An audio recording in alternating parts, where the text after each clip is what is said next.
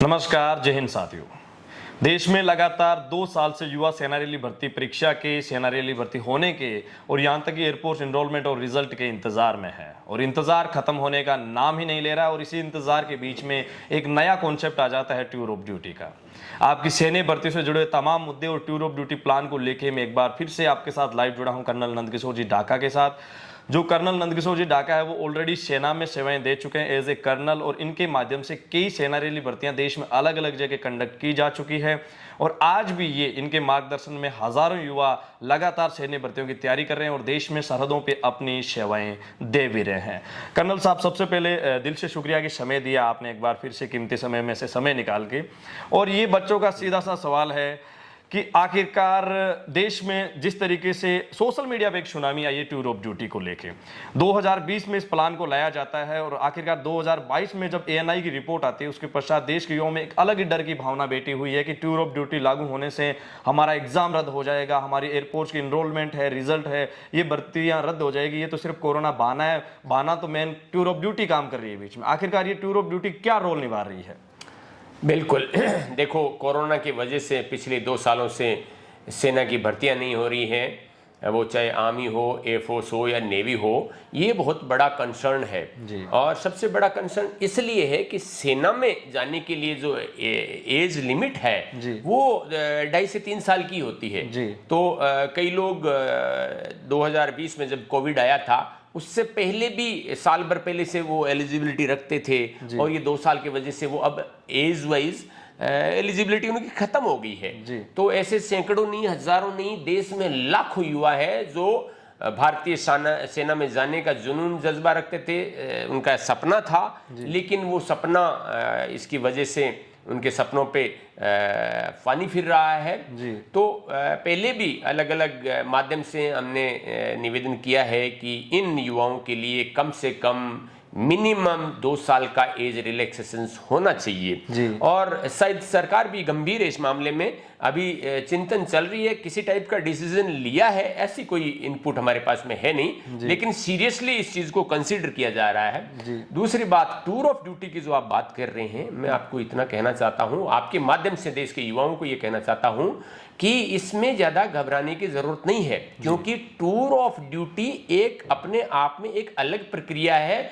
Normal army, navy, air force की भर्ती के ऊपर इसका कोई बड़ा असर पड़ने वाला नहीं है, क्योंकि टूर ऑफ ड्यूटी एक ऐसा कंसेप्ट है जो Indian army, Indian air force, Indian navy में ऑफिसर्स के लिए ऑलरेडी है जी। आपको पता होगा कि शॉर्ट सर्विस कमीशन होता है सेना में ऑफिसर्स में। पहले ये 5 साल का होता था और उसके बाद में आजकल ये 10 साल का हो रखा है। 5 साल बाद में उस ऑफिसर के पास में 3 ऑप्शंस होते थे, या तो वो क्विट करे और सिविल में या कॉर्पोरेट वर्ल्ड में अपने ऑप्शंस तलाशें या अपना खुद का कुछ करे, या वो एक्सटेंशन ले सकता है 1 ईयर, 2 ईयर, वॉटएवर मैक्सिमम जो एक्सटेंडेबल ड्यूरेशन है उसका, और या वो आवेदन कर सकता है परमानेंट कमीशन के लिए। अगर सेना में वैकेंसीज है या और उसका जो कंडक्ट रहा है पिछले 5 साल का वो अच्छा है और सेना उसको एब्जॉर्ब कर लेती है तो उनको परमानेंट कमीशन मिल जाता है। एक्सटेंशन लेता है तो उसके पास में फर्दर एक्सटेंशन जब खत्म होता है तब वो दोनों ऑप्शन है, या तो परमानेंट कमीशन के लिए वो चुने अपना रास्ता या एग्जिट करे। तो ऑफिसर्स के मामले में तो ये ऑलरेडी था।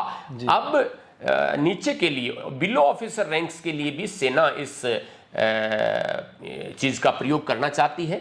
तो हर चीज के 2 पहलू हैं, उसके कुछ फायदे भी हैं, कुछ नुकसान भी हैं। मेरे को लगता है कि युवाओं को अभी ज्यादा ये नुकसान वाली चीज है उसी का ज्यादा बताया जा रहा है, बढ़ चढ़ करके मीडिया के द्वारा या सोशल मीडिया के द्वारा, उन लोगों के द्वारा जिनको शायद इस प्रक्रिया का पूरा पता नहीं है। मैं आपको बता देना चाहता हूं कि एक limited number of people will be recruited through this tour of duty. ये कोई मेन स्ट्रीम नहीं होगा रिक्रूटमेंट का। रिक्रूटमेंट का जो मेन स्ट्रीम है, जिसमें आज देश में 50 से 60 हजार युवा हर साल भारतीय सेना, वो चाहे आर्मी हो, नेवी हो, एयरफोर्स हो, 50 से 60 हजार ज्वाइन करते हैं। तो ये जो tour of duty may be for 2-3,000 only, इतनी ही उनके लिए होंगी। और ये एक प्रयोग है और अच्छाई के लिए, मजबूती के लिए ये प्रयोग जारी रहने चाहिए। मैं बताता हूँ आपको। सपोज मतलब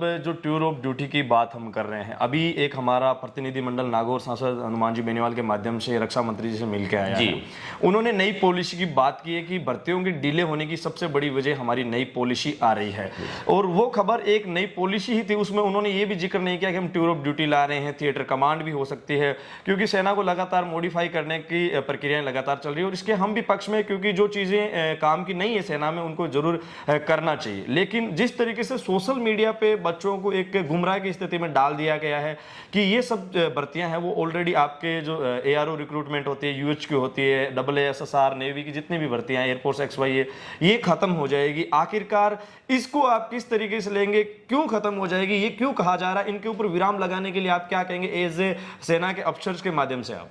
बिल्कुल, मैं बताऊं आपको कैसे कोई भर्ती समाप्त हो सकती है। अभी जो गवर्नमेंट ऑफ इंडिया का जो विजन है वो एक चीज में विश्वास रखते हैं, और वो ये है कि अगर हमें शांति चाहिए तो युद्ध के लिए पूरी तैयारी होनी चाहिए।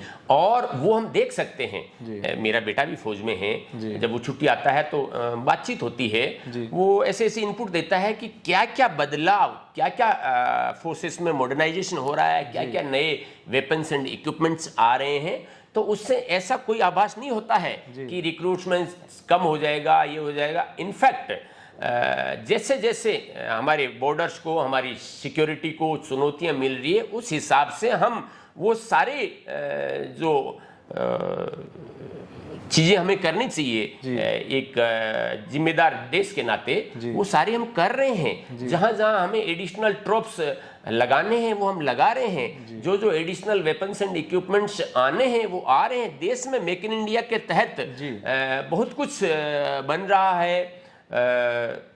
इवन अब तो हिंदुस्तान ऐसा देश हो गया है जो हथियारों का एक्सपोर्ट कर रहा है। और इस ईयर में की भी बात है, इस ईयर में मैं आपको बताऊं साहब, अप्रोक्सीमेटली 6000 करोड़ का एक्सपोर्ट हुआ है, और आगे 4-5 सालों में ये जो टारगेट है अबोव 30,000 करोड़ का एक्सपोर्ट करने का। तो अभी देश में बड़े बदलाव हो रहे हैं। और ये टूर ऑफ ड्यूटी का मैं आपको दोबारा से फिर से बता देता हूं कि ये एक ड्यूरेशन के लिए, जैसा कि अभी बताया जा रहा है कि 3 साल के लिए, तो वो जो 1000 या 2000 या 3000 युवाओं को टूर ऑफ ड्यूटी के तहत भर्ती किया जाएगा, उनको अच्छी तरह से प्रशिक्षण दिया जाएगा, और प्रशिक्षण के पश्चात उनके पास में भी ये 2 विकल्प रहेंगे कि या तो वो परमानेंट हो सकते हैं या वो क्विट कर सकते हैं। तो मैं आपको बताऊं, आज भी जो सेना में सपोज करो कोई 100 युवा जा रहे हैं, अगर उनको 3 साल बाद में ऑप्शन मिले तो आप, मैं बताऊं, अभी वर्तमान में भी कई युवा ऐसे हैं जो ये इस ऑप्शन को एक्सरसाइज करेंगे। तो टूर ऑफ ड्यूटी में भी वो ऑप्शंस उनके पास में अवेलेबल हो जाएगा जो आज नहीं है। तो इसमें कोई घाटे का सौदा नहीं है। अगर कोई करना चाहता है नौकरी आगे, तो जी जान से लगाओ ना, वो परमानेंट एब्जॉर्ब होगा। उसको एक लेवल है परफॉर्मेंस का, उस लेवल तक आना होगा और वो परमानेंटली एब्जॉर्ब हो जाएगा। कोई दिक्कत नहीं है। इसमें ऑर्गेनाइजेशन का फायदा है, इसमें मैं तो कहूंगा पूरे देश का फायदा है। जो युवा 3 साल तक फौज के डिसिप्लिन, फौज का जो सिस्टम है, कल्चर है, एटिकेट्स है, इथोस है, उनको फॉलो करके उसने 3 साल में खूब जो वर्क कल्चर है, जो उसके अंदर एक सिंसियरिटी है, लॉयल्टी है, जो निष्ठा समर्पण 3 साल में गेन किया है, वो अगर बाहर जाकर के कॉर्पोरेट वर्ल्ड में जाए या अपना कुछ करे या सरकारी सेवाओं में जाए, तो वो जो उसके अंदर सैनिक बिठाया गया है 3 साल की वो फौज की नौकरी के दौरान, वो सैनिक जिंदगी उसके अंदर रहेगा। वो लॉयल्टी, वो सिंसियरिटी, वो निष्ठा समर्पण रहेगा। ये एक सैनिक के लिए बेहद जरूरी है। और मैं बताऊं आपको, ऐसे बहुत सारे सैकड़ों और हजारों उदाहरण है जो पहले सैनिक थे, फिर सिविल सर्विसेज में गए, और सिविल सर्विसेज के दौरान भी उन्होंने एक सैनिक की तरह पूरी निष्ठा और समर्पण और पूरी डेडिकेशन के साथ में काम किया। ऐसे बहुत सारे उदाहरण हैं। तो ये टूर ऑफ ड्यूटी का जो नुकसान जो युवा सोच रहे हैं या सोशल मीडिया युवाओं को परोस रहा है, वो ये है कि जी अब आपका तो कोई भविष्य नहीं है, 3 साल में आप तो you will be thrown out. ये वो ऐसा बिल्कुल भी नहीं है।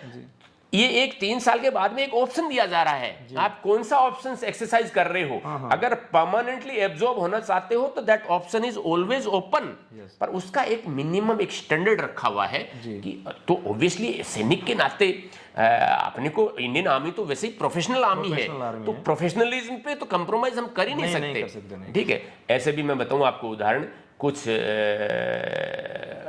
लोग ऐसे होते हैं जो भर्ती के टाइम भर्ती तो हो जाते हैं, लेकिन उसके बाद में विभिन्न कारणों से कई बार उनका नजरिया या एटीट्यूड या सोच उस टाइप का हो जाता है कि आदमी पैसेंजर की तरह काम करने लग जाता है कि एक चीज आप हंसोगे भी कि फड़ी फोड़ना नहीं, हुक्म तोड़ना नहीं। तो वैसे एटीट्यूड वाला आदमी किस ऑर्गेनाइजेशन को हेल्प कर रहा है और उससे जो उसके छोटे भाई ज्वाइन कर रहे हैं उनके दिमाग पे भी क्या असर पड़ रहा है। इसलिए ये टूर ऑफ ड्यूटी का कंसेप्ट तो मेरी नज़र में तो बहुत शानदार है, और अगेन आपके माध्यम से ये युवाओं को मैं कहना चाहूँगा कि इसमें घबराने की या असमंजस की या चिंता वाली कोई बात नहीं है।